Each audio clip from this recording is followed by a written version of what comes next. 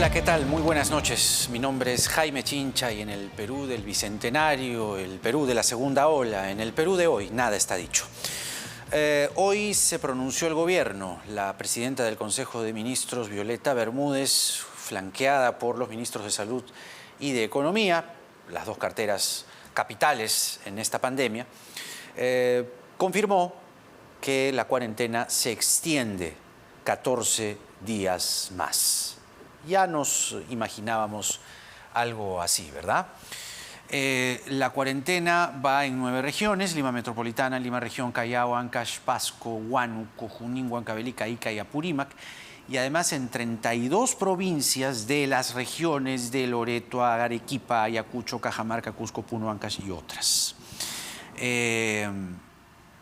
Las noticias que tienen que ver con las vacunas. Primero, vacunados hasta el cierre de esta noche, antes de empezar el programa, tenemos vacunados 11.213 peruanos. Es una cifra muy importante. 11.213 profesionales de la salud, entre médicos, enfermeras, enfermeros, técnicos y demás. Es un buen número. Por otro lado, el gobierno ha confirmado que Pfizer va a entregar al Perú 1.050.000 vacunas entre marzo y abril. Y el ministro Waldo Mendoza ha informado de un fondo para las MIPES de 2.000 millones de soles. Además, se han hecho algunos anuncios relacionados a los resultados de la cuarentena. Sobre estas cosas, pero fundamentalmente sobre el sector educación, que, ojo, ya vienen las clases. ¿Cómo se enfrenta este nuevo año escolar? Está con nosotros el ministro de Educación, Ricardo Cuenca, con quien vamos a conversar enseguida. Ministro Cuenca, ¿cómo está usted? Muy buenas noches, bienvenido al programa. Muy buenas noches, Jaime. Un saludo y muchas gracias por la invitación. Bueno, si bien es cierto, usted no ha estado hoy en la conferencia, está en el gabinete, está en el gobierno, ¿cómo viene trabajándose? Cuéntenos un poco el detalle de la interna, hasta lo que se pueda, el tema de las vacunas. Sin duda, la confirmación de Pfizer, que va a entregar 1.050.000 vacunas entre marzo y abril, es una buena noticia. Y usted dígame si puede abrir un espectro mayor con respecto a las fases, ¿no? Porque hasta antes de este anuncio había un cálculo sobre 250.000 y 300.000, ¿no? Acá se habla de un número mayor. ¿Se va a ampliar la ventana de las fases? ¿Es solo para la fase 1 hasta abril o se está contemplando un número mayor de peruanos? Lo que se está haciendo, Jaime, es, bueno, además de la buena noticia anunciada hoy por la premier de este grupo de vacunas que llegará hasta máximo el mes de abril, lo que tenemos es acelerar el proceso más que abrir el proceso, ¿no es cierto? Con las 700.000 que llegan durante el fin de semana, se podrá completar el primer grupo, digamos, relacionado con el personal de salud. Correcto. Que, como hemos dicho, hemos empezado ya con estos 11.000 al día de hoy.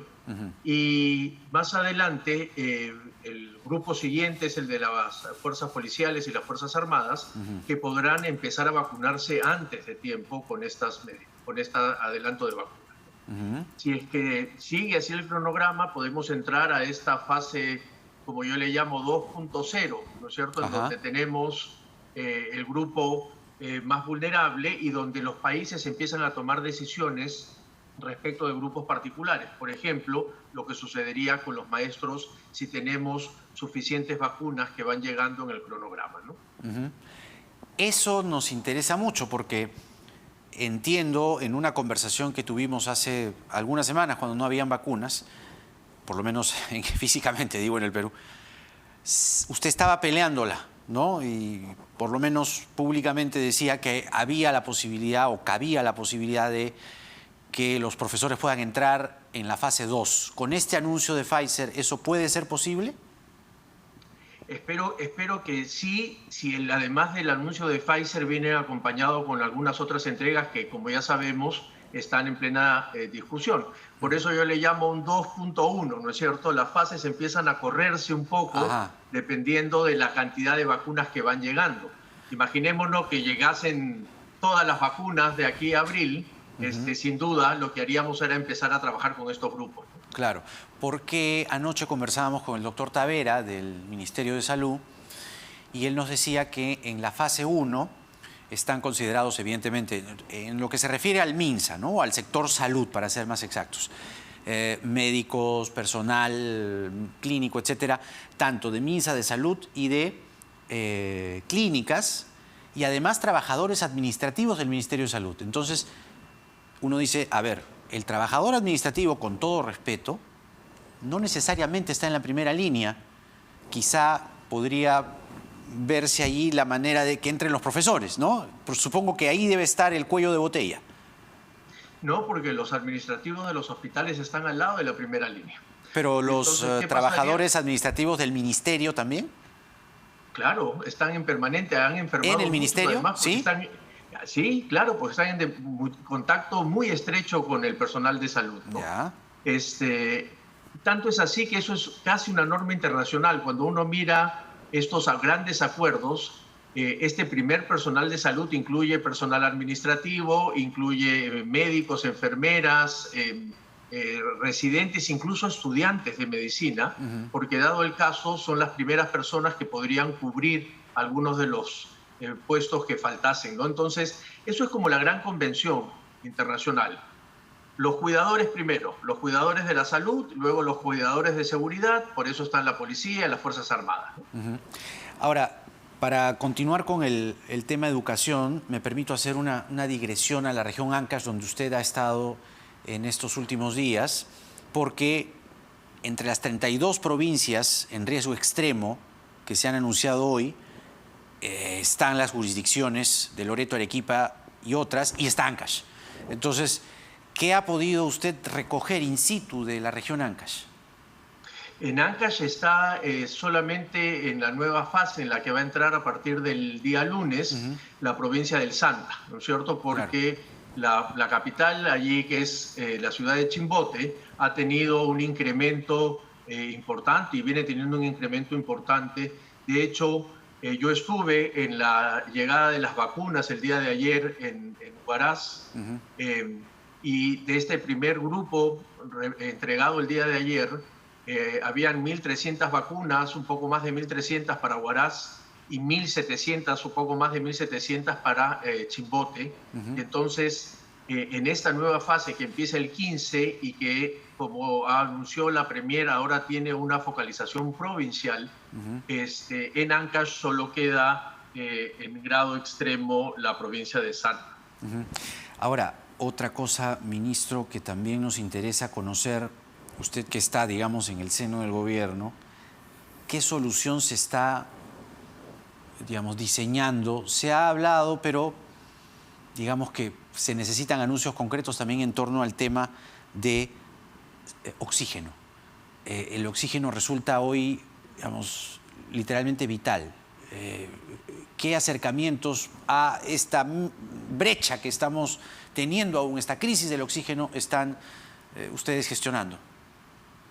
Sí, como anunció hoy también en la conferencia de prensa la ministra Macetti, tenemos un déficit como de 110 toneladas de oxígeno que estamos intentando suplir de la siguiente manera. Por un lado, seguir tratando de hablar con la iniciativa privada para que pueda acompañar este déficit diario.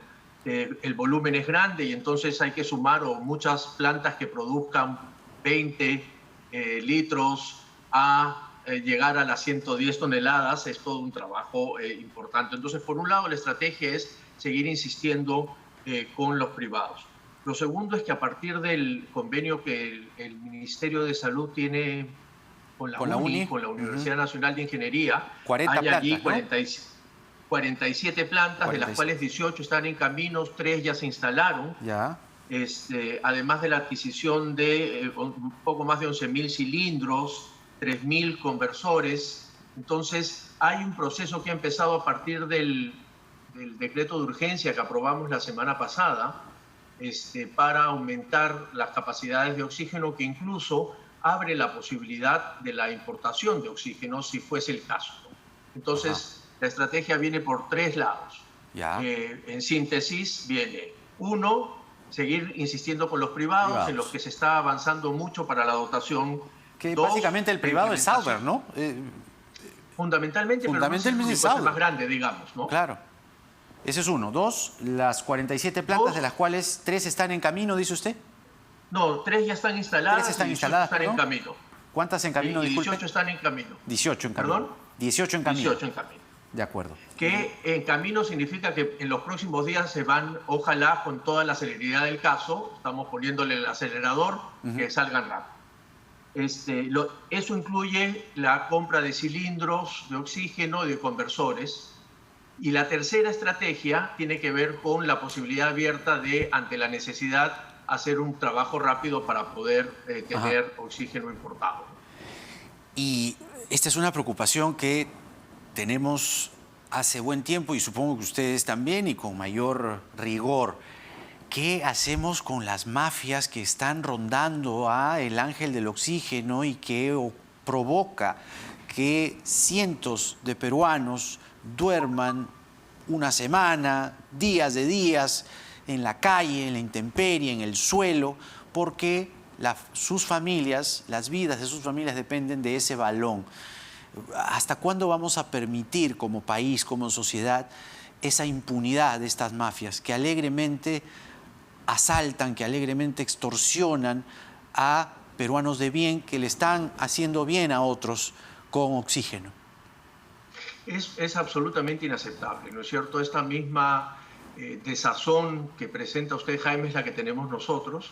El Ministerio del Interior está muy al tanto del asunto para efectivamente identificar cuál es este gran problema alrededor de estas mafias, la identificación de ellas, y saber, entre otras cosas, que estamos ante un delito contra la salud pública, ¿no es cierto? Exacto. Y por lo tanto no se trata solo de una extorsión, sino que es una extorsión muy agravada porque se trata de una situación de emergencia, ¿no? Entonces, efectivamente estamos implementando todo un proceso para poder atacar y acabar con estas mafias, porque si las mafias siempre son malas, en este caso son además absolutamente inhumanas por la situación en la que estamos. Y criminales, ¿no?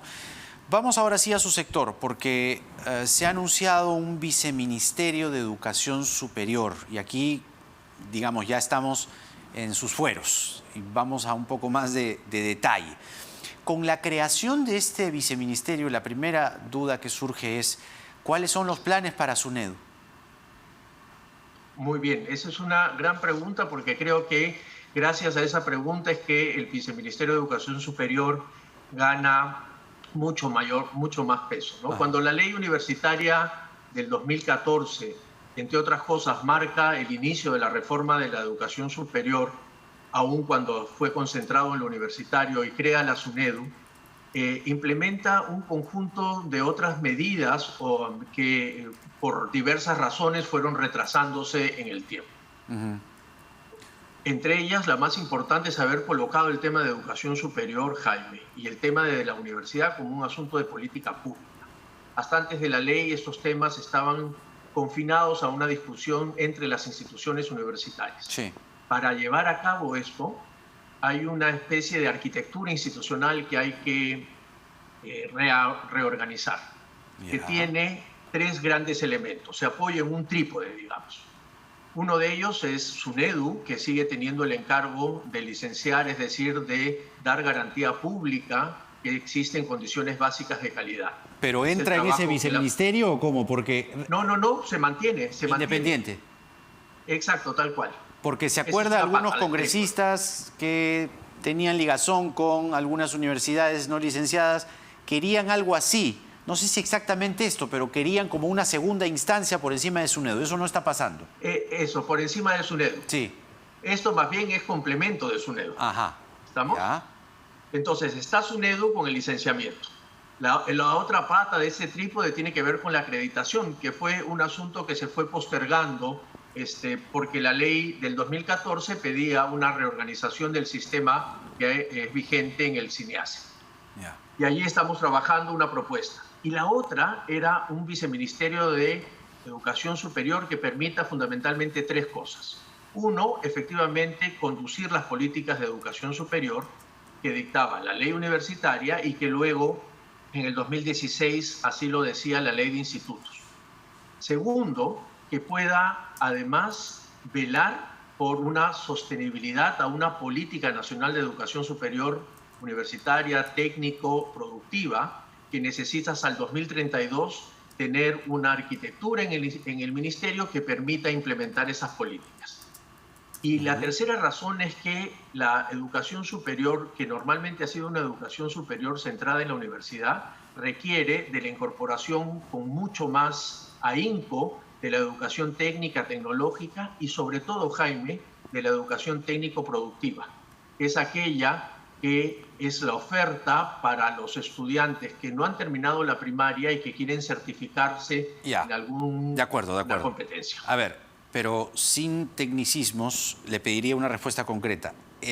¿Esto va a implicar una mayor planilla, es decir, el recurso humano existente en el SUNEDU pasa a este viceministerio, implica un crecimiento del Ministerio de Educación? ¿Qué va a pasar con el recurso humano? SUNEDU tiene su recurso humano y eso se queda ahí. Tiene su presupuesto y su trabajo. En este momento, el Ministerio de Educación tiene dos viceministerios. Un viceministerio de gestión pedagógica y un viceministerio de gestión institucional.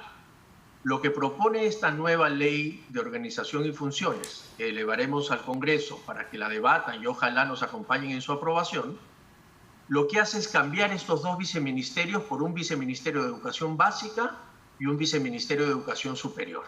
Entonces no es que se crean nuevos viceministerios, sino que se cambian los existentes para estar mucho más acorde a las exigencias actuales y además nos pone en el mismo nivel que la mayoría de los países latinoamericanos. Porque probablemente, Jaime, lo que no nos recordamos es que esta actual organización del ministerio fue creada en el año 1995 con una racionalidad que en ese momento parecía muy innovador en la región, por eso es que tenemos una estructura muy distinta a la de los demás países, con un enfoque mucho más en la gestión y se separan un conjunto de tareas que no siempre están de esa manera en el sistema educativo. Y entonces lo que hacemos ahora es ordenar un poco la estructura en función a los dos grandes niveles educativos. La educación básica, que es inicial, primaria, secundaria, con todas sus modalidades, y la educación superior, que incluye universidad, institutos tecnológicos, pedagógicos, de arte y centros técnicos productivos. De acuerdo, de acuerdo. Ahora, pregunta concreta.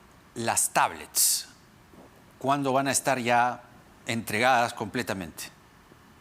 El 31 de marzo, si es que no hay una catástrofe con la pandemia, que esperemos que no. Por favor, no invoque tampoco, no invoque, por favor. No. Retiro. No, por favor, suficiente con lo que tenemos. Entonces, el 31 de marzo, a nivel nacional, ¿eran 11.000? 1.046.000. En total, 1.046.000 tablets. Ahora, ¿en todas las regiones? ¿En qué regiones?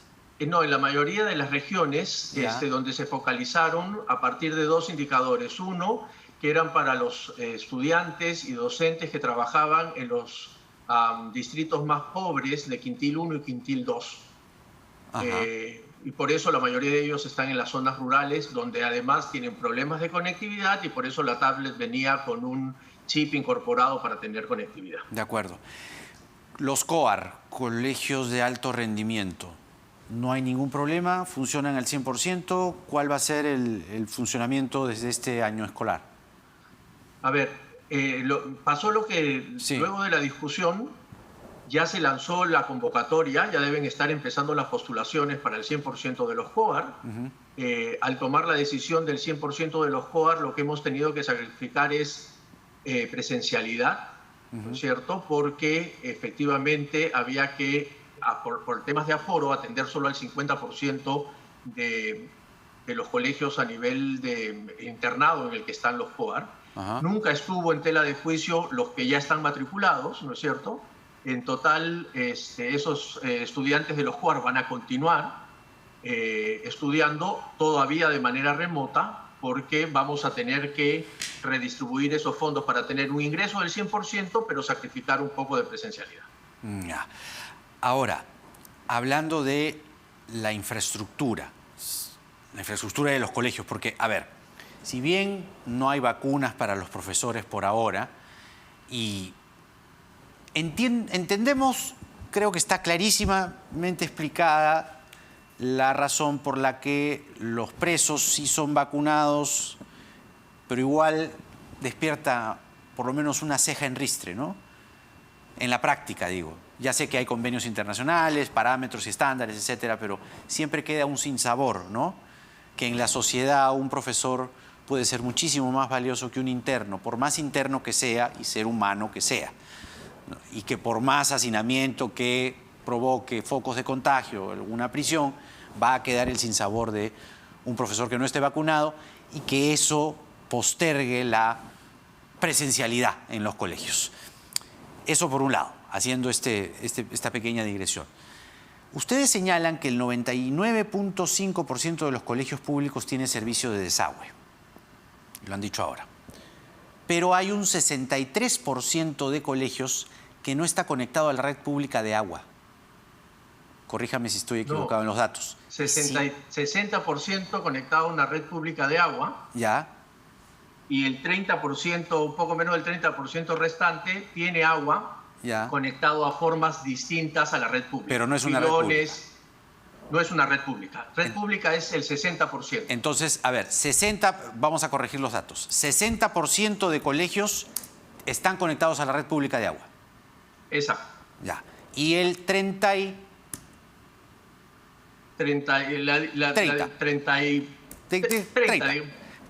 están para tener más seguro. En una red pública, pero, perdón, están conectados a una red de agua, pero no es red pública.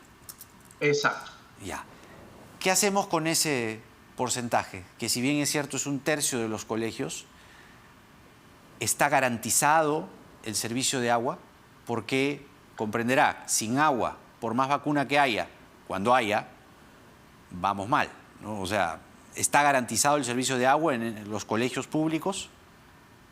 Sí, ahí se creó toda una corriente, ya sabemos cómo son las redes, que se ponen un poco intensas a veces. A veces con cierta razón, ¿no? Sí, a veces no tanta, pero bueno, así es el equilibrio. Ajá, el punto medio aristotélico es el que vale. Entonces, le explico. Este 30%, por decirlo en números gruesos, tiene disponibilidad de agua, pero no una red pública. Y para eso existen protocolos validados por el MINSA y por el Ministerio de Vivienda y Saneamiento, que dicen que en el caso en que se tengan que abrir el agua de pilón,